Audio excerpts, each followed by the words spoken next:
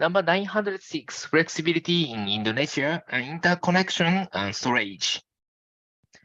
Renewable energy politics and renewable in electricity generation. In the current electricity supply plan, loop through 2021-2030, PLN envisages substantial growth in renewable generation capacity between 2021 and 2030. Renewables are planned to make up more than half of capacity additions. Targeted renewables capacity additions include 10 gigawatt of new hydro capacity, nearly half of the total, and about 3 gigawatt from geothermal. The planned capacity additions of wind, 0.4 gigawatt, and solar PV, 4.7 gigawatt, are relatively modest in absolute terms. In the same period, coal accounts for about one-third of the targeted capacity additions, about 14 gigawatt. The government and PLN have stated that after the current pipeline to 2030 are defined in the loop 2, no new coal capacity should be built. Natural gas is expected to account for about 14% of new capacity additions. Targeted capacity additions by 2030 relative to current generation capacity. It is solar PV. It is loop to targeted capacity addition to 2030. Vary more and more. Targeted capacity additions in the electricity supply plan see the coal-fired generation fleets expanded by 14 gigawatt, or 40% with modest additions of renewables capacity. Despite increasing government efforts to accelerate the development of electricity generation from renewables in Indonesia, the national electricity law requires the prioritization of domestic products and services when developing generating assets. This local content requirement and the limited domestic renewable energy technology industry results in higher prices and in difficulty for project developers to obtain the necessary equipment. In addition to local content requirements, limited transparency of the process and contractual specifics of power purchase agreement negotiations for renewable projects increases both uncertainty for developers and risk premiums for project financing. Further, current electricity tariff regulations do not favor wind and solar, and PLN MMER uses the main indicator buyer Pokok Produksi (BPP) based on the average cost of production as a measure of cost-effective performance of the power sector. Fossil fuel subsidies and such as a domestic market obligation that requires coal producers to supply power generators with a maximum price of USD 70 per ton for greater than 6,000 kilocalorie per kilogram. Coal keep the cost of coal to the power sector low. Regulation sets a maximum purchase prices for 100% of the BPP for hydro and geothermal, biomass and ocean wave, and 85% of the BPP for solar PV and wind. Current tariff levels are viewed by most industry players as too low to spur growth in capacity addition, notably given the local content requirements and high capital cost. A long-proposed presidential regulation on renewables is intended to current this tariff disadvantage for renewables and other barriers to development. Its implementation, however, has not yet been realized. Renewables integration and electricity security. Renewable energy resources and centers of electricity demand are not conveniently corrugate in Indonesia. Indonesia's economy and energy demand is expected to diversity in geographical terms in the coming decades. Yet, Java will continue to play a predominant role. In the long term, the mismatch between energy demand and low emissions energy supply may create challenges for Indonesia's clean energy transition. In the near term, Indonesia's transition faces the challenge of a large and relatively young coal fleet. The capacity weighted ages is around 12 years, one of the youngest in the world. Indonesia also has a significant overcapacity of coal due to the burst of coal capacity additions over the last decade and overly optimistic electricity demand projections. The current capacity margin in the interconnected Java Valley system is around 50 to 60%, way above international benchmarks. This creates hurdles in the near term for the transition as capacity additions of renewables face an oversupplied and inflexible electricity market. Absent resolution, there is a real risk of Indonesia falling behind in its net zero emissions pathway and missing out on the benefits of developing a domestic renewables industry. This section explores these issues and uses a new model developed specially for this analysis. Technical potential for wind and solar PV in Indonesia. Published studies of Indonesia's wind and solar resources potential are few and come to widely diverging conclusions. For this reason, the IEA performed specific analysis for this report. It takes into account historical weather data for both the Global Wind Atlas and Global Solar Atlas, and 2020 land use data from the European Space Agency Climate Change Initiative. In addition, protected areas were taken from the World Database on Protected Areas. Areas in the immediate vicinity of roads, airports, and railways are excluded.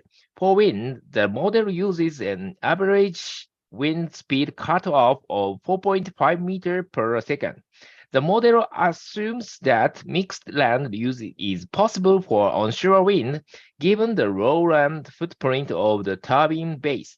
A land use phase of 9 megawatts per square kilometer and 30 megawatts per kilometer was assumed for wind and solar respectively, and to take account of non-technical barrier to land use. The model assumes that only 50% of the technically available land can actually be exploited for solar and wind projects. Using this model, the analysis finds a total technical potential of 1,500 gigawatts for utility-scale solar PV and 500 gigawatts for onshore wind. Though most of the potential is concentrated outside the land centers of Java. It also identifies large technical potential of offshore wind. Indonesia's technical potential for wind and solar is substantial and is in addition to estimated for the total technical potential of 24 to 40 gigawatts for geothermal and more than 70 gigawatts for hydropower. Technical potential for utility-scale solar PV and onshore wind by regional Indonesia. SL Sulawesi, 46 gigawatt, Nusa Tenggara, and so on, and 146 gigawatts. So many supply potential on the east side, and the west side, and the Sumatra. Indonesian solar PV and wind, the technical potential is concentrated on Sumatra and Kalimantan, far from the road center of the island of Java. Note Java Valley, and SLW and Sulawesi, MMP, Mark, Papua, Nusa Tenggara, and sources IEA analysis. Electricity system operation in the near term, there are a number of electricity generation companies in Indonesia, but only one buyer, the state-owned Electricity Corporation, Perusahaan Listrik Negara, PLN. The electricity generators are both independent power producers and PLN subsidiaries. The power purchase agreement PPS with generation companies often contain minimum take-or-pay clauses. These constrain plants from being operated flexibility and restrict the opportunities for new renewable capacity to be deployed. For renewables that are deployed, those contracts displace generation from renewable sources and forced curtailment. Such PPAs are often long-term contracts covering the lifetime of the plants. Not only do they create inflexibility, these contracts also add cost to the system. If the off-taker pays for energy that is not needed or could be provided at a lower cost by other generators, such as solar PV or wind. Fuel supply contracts are also a source of contractual inflexibility in Indonesia's electricity system. These are especially prevalent with fuel suppliers and were perceived to need revenue certainty to support investment in related infrastructure, such as gas pipeline, LNG terminals, and storage. In Indonesia, take-or-pay clauses in natural gas supply contracts are common and often set daily minimum values, which further limits flexibility in electricity system operations. Such contracts lead to sunk fuel supply costs, constrain the flexibility offered by gas-fired generation, and limit options for renewables in electricity system operation. The near-term task of increasing the share of variable renewables in the generation mix is further hindered by the technical inflexibility of the current generation fleet. Today, coal and natural gas plants in Indonesia are not positioned to rapidly adapt their output to respond to variation in wind and solar output. While other countries have shown that coal plants can provide substantial flexibility services, this remains a challenge in Indonesia. By 2030, if not addressed, this technical and contractual inflexibility could have unwanted consequence for the transition of the Indonesian electricity system. We explored the impact of increased technical and contractual flexibility by 2030 in the APS in two sensitivity cases. The base case assumes the existing technical and contractual constraints. The enhanced flexibility case assumed enhanced operational and contractual flexibility of the existing generation fleet. In both cases, the Indonesian electricity system is able to integrate the level of variable renewables projected in the APS by 2030. Aggregate annual curtailment of variable renewables in the base case is around 10%, while it falls to less than 1% in the enhanced flexibility case. Most of the curtailment is driven by the inability to ramp down coal and gas generation. In order to integrate larger shares of wind and solar during their midday generation peak, electricity generation during a peak period of minimum net demand with and without contractual inflexibility in the announced pledges scenario 2030. It is on solar PV, and the main share is coal. It is the enhanced flexibility case. Technical and contractual inflexibility can lead to increased curtailment of variable renewables and increased cost of operating the electricity system. The lower flexibility of the base case also leads to higher operating costs compared to the enhanced flexibility case, in which the dispatch of the electricity system is better optimized to integrate renewables and lower operational costs. Annual operating costs are around $0.8 billion higher in the base case relative to the in-house flexibility case by 2030, representing savings both from a more optimal dispatch of the existing coal and gas fleet and from the sustainably reduced curtailment of renewables. This equates to slightly more than 5% of the annual production cost. Annual operations cost by component in the base and enhanced flexibility case 2030. It is base case. The other is enhanced flexible case. Difference in annual operation cost are very high cost and the host. The contractual flexibility can lead to large savings as it provides opportunity for renewables generation and avoid unnecessary curtailment.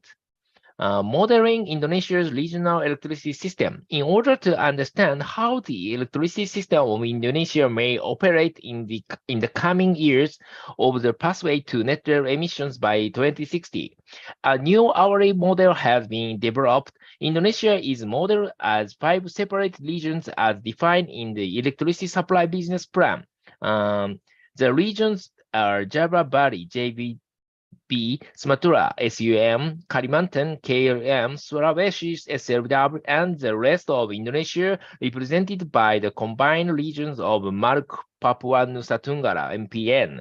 Model runs are performed for 2030 and 2050 in order to analyze the near-term and long-term challenges of Indonesia's transition to net zero emissions.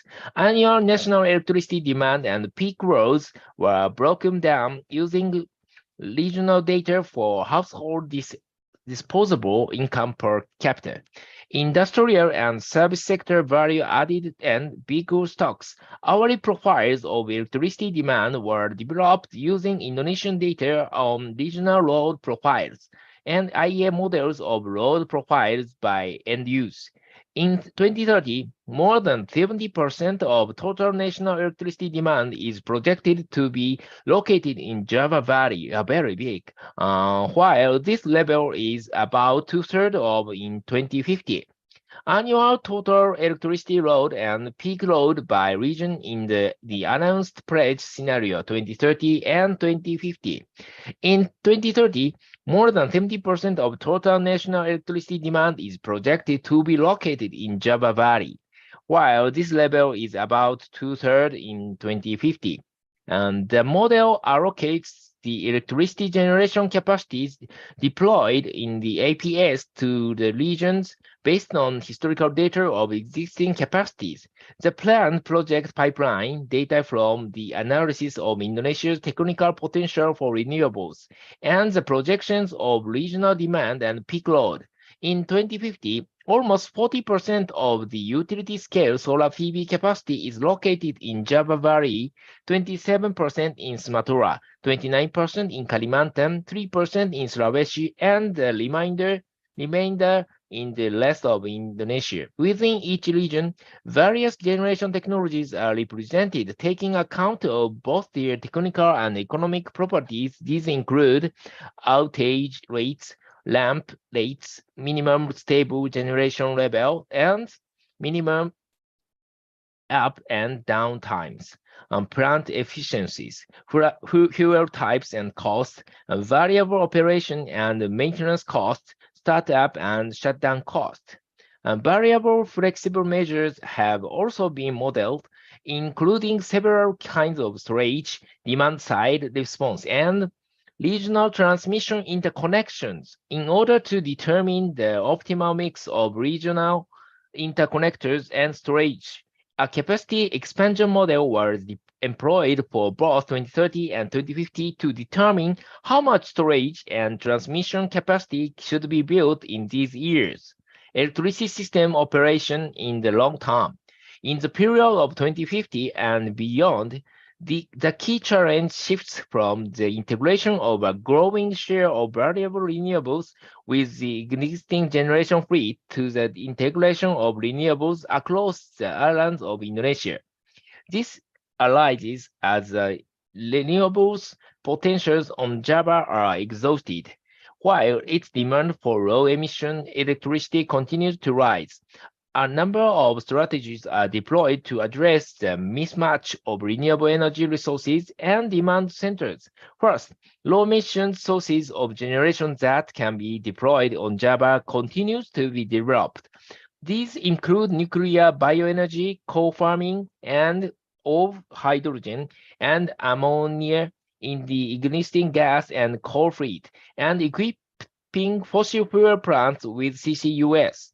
In addition, It is both necessary and cost-effective to develop the inter-regional electricity system to allow the transfer of low-emissions electricity from outside Java to load centers on the island. By 2050, transfer capacities of around 25 gigawatts are required between Sumatra and Java, while around 17 gigawatts are built between Kalimantan and Java, and around 16 gigawatts between Java and Nusa Tenggara.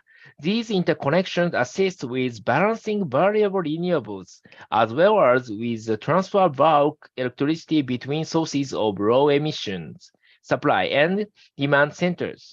They can build upon the very significant progress that has been made on the cost and performance of high voltage direct current HVDC transmission project. Expansion of inter-regional electricity grids in Indonesia 2030. It is under 0 to the 16.2 gigawatt. Inter-regional grids can connect sources of renewables generations with demand centers as well as boosting access to sources of flexibility. By 2050, annual flows of these interconnectors are on the order of 100 to 350 terawatt hours.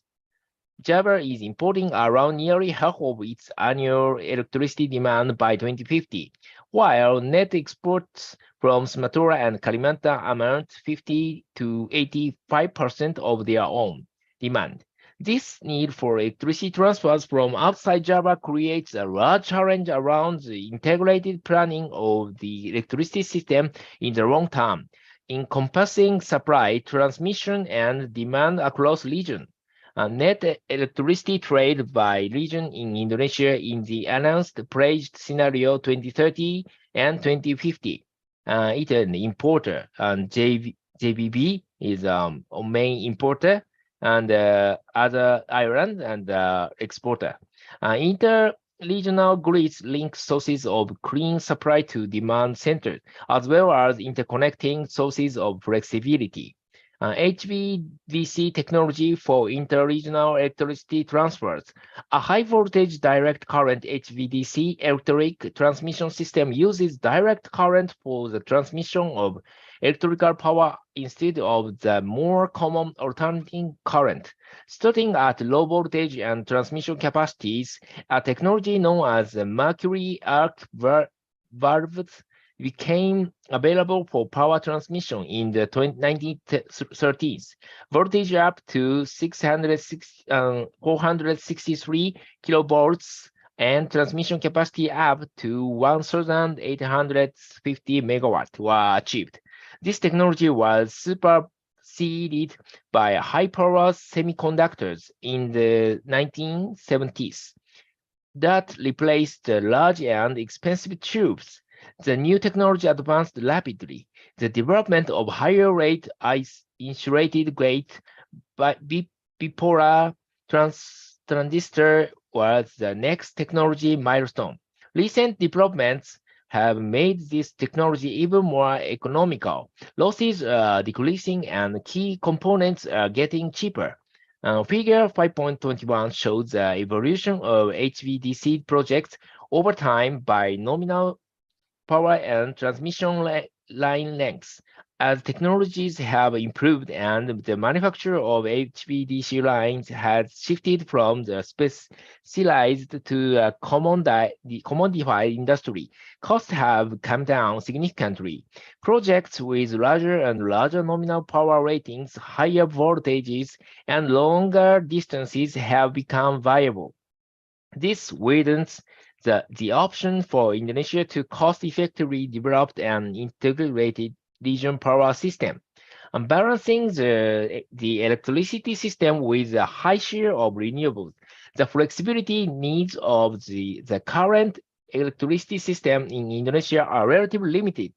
The load profile is relatively flat and without pronounced seasonality, and the generation capacity is dominated by dispatchable sources of coal, gas, geothermal, and hydropower.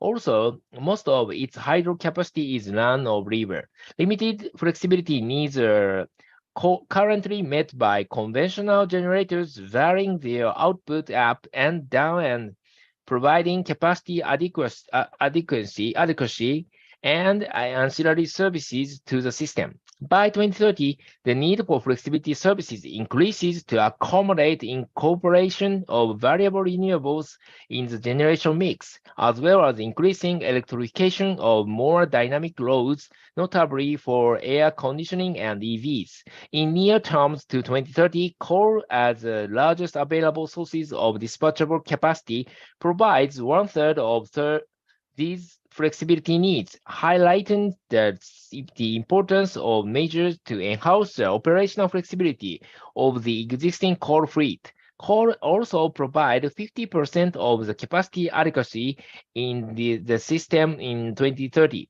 In the longer term, the nature of the electricity system changes fundamentally as the share of renewables reaches over 90% and that of wind and solar over two-thirds.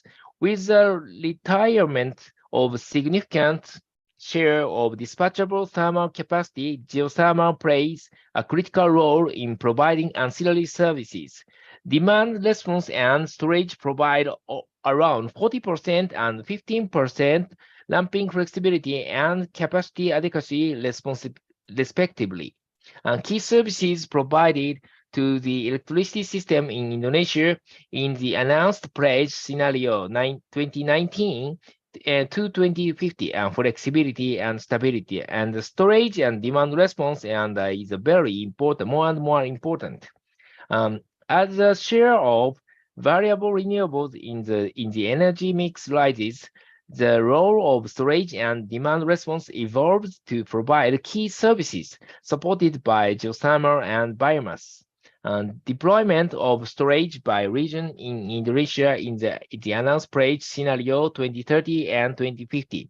As more wind and solar PV capacity is deployed, the average duration of storage options also increased. As the share of variable renewables expands in the APS, storage becomes more and more important as part of the portfolio of flexibility options.